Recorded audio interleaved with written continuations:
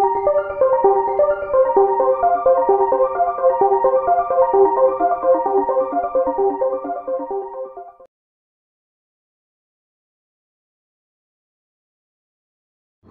வணக்கம். இன்றைக்கி நம்ம பார்க்க இருக்கக்கூடிய முக்கியமான வினா, வெப்ப அடுக்கு அமைவு என்றால் என்ன, அதன் வகைகளை குறிப்பிடுக. பொதுவாக நீர் சார்ந்த வாழிடங்களில் காணப்படக்கூடிய நீரின் ஆழமானது அதிகரிக்க அதனுடைய வெப்பநிலை அடுக்குகளில் ஏற்படும் மாற்றமே வெப்ப அடுக்கு அமைவு என்று அழைக்கப்படுகிறது. இது 3 வகைகளாக வகைப்படுத்தப்பட்டிருக்கின்றது. ஒன்று எபிலிமினியான், இன்னொன்று மெட்டாலிமினியான், 3 ஹைப்போலிமினியான் என்று. இங்கே மேலே காணப்படக்கூடிய பகுதி எபிலிமினியான் என்று பெயர். இது நீரின் வெப்பமான மேலடுக்கு பகுதி என்றும், மையத்தில் உள்ள அந்த அடுக்கானது மெட்டாலிமினியான் என்றும், நீரின் வெப்பநிலை படிப்படியாக குறையும் ஒரு மண்டலம் என்றும் அழைக்கப்படுகிறது. 3வது இருப்பது ஹைப்போலிமினியான் என்பது, இது குளிர்ந்த நீருள்ள கீழடுக்கு என்று அழைக்கப்படுகிறது. இங்கே ஒளியானது ஊடுருவாது, அதனால் அங்கே நீரானது குளிர்ந்து காணப்படுகிறது. அடுத்த முக்கியமான வினா, ரைட்டிடோம் என்றால் என்ன? ரைட்டிடோம் என்பது பொதுவாக தாவரங்கள் தீயிலிருந்து தன்னை பாதுகாத்து கொள்வதற்காக தகவமைப்பை மாற்றிக்கொள்ளும். அத்தகையான தகவமைப்பு தான் நம்ம ரைட்டிடோம்ங்கிறோம்.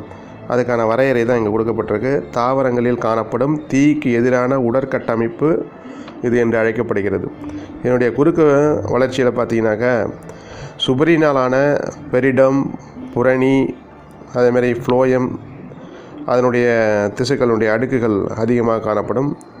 இப்பண்பு தீ, நீர் இழப்பு மற்றும் பூச்சிகளின் தாக்குதல், நுண்ணுயிர் தொற்று ஆகியவற்றிலிருந்து தாவரங்களை தன்னை பாதுகாத்து கொள்வதற்காக உருவாக்கப்பட்ட ஒரு அமைப்பு, தகவமைப்பு தான் இது ரைட்டிடோம் என்று அழைக்கப்படுகிறது. அடுத்து நாம் பார்க்க இருக்கக்கூடிய முக்கியமான வினா, மிர்மிகோஃபில்லி என்றால் என்ன? எறும்புகள் சில நேரங்களில் மா, லிச்சி, ஜாமுன், அக்கேஷியா போன்ற சில தாவரங்களை தங்குமிடமாக எடுத்துக்கொள்கின்றன, வாழ்வதற்கான இடமாக எடுத்துக்கொள்கின்றன. அதே நேரங்களில் இந்த எறும்புகளானது தாவரங்களுக்கு தொந்தரவு அளிக்கக்கூடிய உயிரினங்கள் இருந்து அதை பாதுகாக்கிறது. இதற்கு பதிலாக தாவரங்களானது எறும்புகளுக்கு தேவையான உணவையும் தங்குமிடத்தையும் அளிக்கின்றது. இந்த அமைப்பு முறைக்கு தான் மிர்மிகோஃபில்லி என்று பெயர். இதுக்கு எடுத்துக்காட்டுன்னு பார்த்தீங்கன்னாக்கா அக்கேஷியா மற்றும் அக்கேஷியாவில் காணப்படக்கூடிய எறும்பு. அடுத்து நம்ம பார்க்க இருக்கக்கூடிய முக்கியமான வினா, விதைப்பந்து என்றால் என்ன? சீட் பால். விதைப்பண்பு என்பது பொதுவாக களிமண் மற்றும் இலைமட்குடன் விதைகளை கலந்து உருவாக்கப்படும் ஒரு பந்து போன்ற அமைப்பு தான் விதைப்பந்து என்கிறோம். இது ஜப்பானியர்களுடைய பழமையான ஒரு தொழில்நுட்பம்னு சொல்லலாம். இந்த முறையில் பார்த்தீங்கன்னாக்கா தாவரமற்ற வெற்று நிலங்களில் தாவரங்களை மீள் உருவாக்குவதற்கும் தாவரங்களை பருவமழை காலத்திற்கு முன் அரிதான இடங்களில் கொண்டு சேர்ப்பதற்கும் மனிதன் மூலமாக இவைகளானது பரவுகின்றது. அடுத்து நம்ம பார்க்க இருக்கக்கூடிய முக்கியமான வினா, கூட்டு பரிணாமம் என்றால் என்ன? கோஎவல்யூஷன். உயிரினங்களுக்கு இடையேயான இடைச்செயல்களில் இரு உயிரினங்களும் மரபியல் மாற்ற புற அமைப்பியல் பண்புகளை ஏற்படுத்தி பரிமாற்ற மாறுபாடுகள் பல தலைமுறை கருத்தில் கொண்டு தொடர்கிறது. இத்தகைய பரிணாமம் கூட்டு பரிணாமம் என்று அழைக்கப்படுகிறது. இந்த இடைச்செயல் புரியும் சிற்றினங்கள் என்ன நிகழ்கிறது அப்படின்னாக்கா ஒருங்குநிலை மாற்றம் ஒரு வகை கூட்டு தகவமைப்பாக கருதப்படுகிறது. எடுத்துக்காட்டு பட்டாம்பூச்சி மற்றும் அத்துப்பூச்சி, இவை இரண்டும் இதற்கு எடுத்துக்காட்டாக திகழ்கின்றன. அடுத்து நம்ம பார்க்க இருக்கக்கூடிய முக்கியமான வினா, உவர் சதுப்பு நில தாவரங்களில் காணப்படும் 5 புறத்தோற்ற பண்புகளை வரிசைப்படுத்துக என்பது தான். இதில் இந்த புறத்தோற்ற தகவமைப்புகள் கொடுக்கப்பட்டிருக்கு. மிதவெப்ப மண்டல பகுதியில் காணக்கூடிய தாவரங்கள் சிறு செடிகளாக இருக்கின்றன. அதே மாதிரி வெப்பமண்டல பகுதியில் காணப்படக்கூடிய தாவரங்கள் புதர் செடிகளாகவும் காணப்படுகின்றன. இவைகளில் இயல்பான வேர்களுடன் கூடிய முட்டு வேர்கள் காணப்படுகின்றன.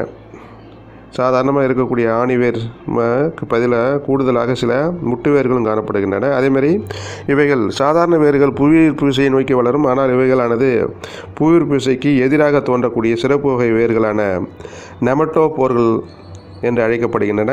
இந்த நெமட்டோபோர்களில் பார்த்தீங்கன்னாக்கா நெமட்டோதோடுகள் காணப்படுகின்றன.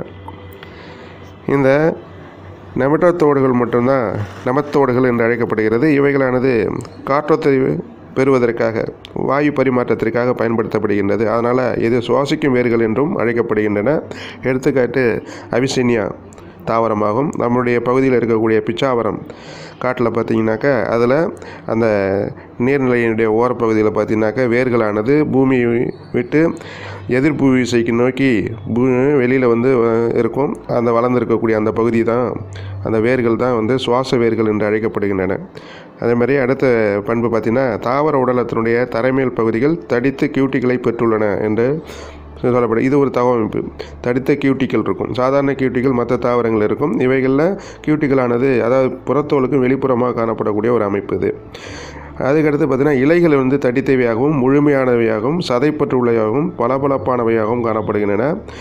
இந்த சில நேரங்களில் இந்த தாவரங்களில் இங்கே படத்தில் காண்பிப்பது மாதிரி இலைகளே இல்லாமல் கூட இருக்கும். அவைகளுக்கு ஏஃபில்லஸ் என்ற பெயர், இலைகளற்றது. அடுத்த புற அமைப்பு கனிக்குள் விதை முளைத்தல். இது விவிவரி அப்படின்னு சொல்லுவாங்க. இந்த விதை முளைத்தல் நிகழ்ச்சியானது கனிக்குள்ளே விதையானது முளைப்பது. பொதுவாக கனியை விட்டு வெளியில் விதை வந்த பிறகுதான் நிலத்தில் முளைக்கும். ஆனால் இங்கே பார்த்தீங்கன்னாக்க விதை முளைத்தலானது கனிக்குள்ளேயே நடக்க ஆரம்பிக்கிறது. இவைகளெல்லாம் இந்த உவர் சதுப்பு நில தாவரம் காணப்படக்கூடிய புறத்தோட்ட பண்புகள் என்று அழைக்கப்படுகின்றன. அடுத்து நம்ம பார்க்க இருக்கக்கூடிய வினா விலங்குகள் மூலம் கனி மற்றும் விதைகள் பரவுதல் பற்றி தான். இதில் விலங்குகள் மூலம் கனி மற்றும் விதை பரவுதலில் மனிதன் உள்ளிட்ட பாலூட்டிகள் பறவைகள் மிக முக்கிய பங்கு வகிக்கின்றன.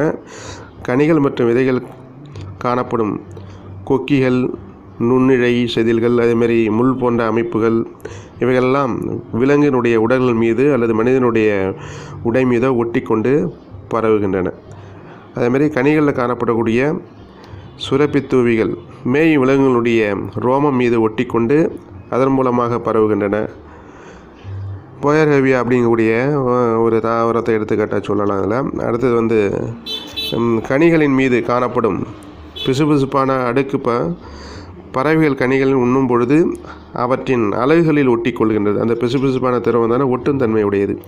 பறவைகள் அலகினை மரக்கிளைகள் மீது தேய்க்கும் பொழுது விதை பரவுவதற்கு புதிய இடத்தை அடைந்து விடுகிறது அதன் மூலமாக. இதுக்கு எடுத்துக்காட்டு கார்டியான்னு சொல்கிறாங்க. அதுக்கு அடுத்தது பார்த்திங்கனாக்கா சதைப்பற்றுடைய கனிகள் மனிதனால் உண்ணப்படுகின்றது. பின்னர் அவைகளானது விதைகளானது வெளியே வீசப்படும் பொழுது அது வேறு இடத்துக்கு பரவுகிறது. இவைகளெல்லாம் விலங்குகள் மூலம் கனி மற்றும் விதைகள் பரவுவதற்கான விடையாகும்.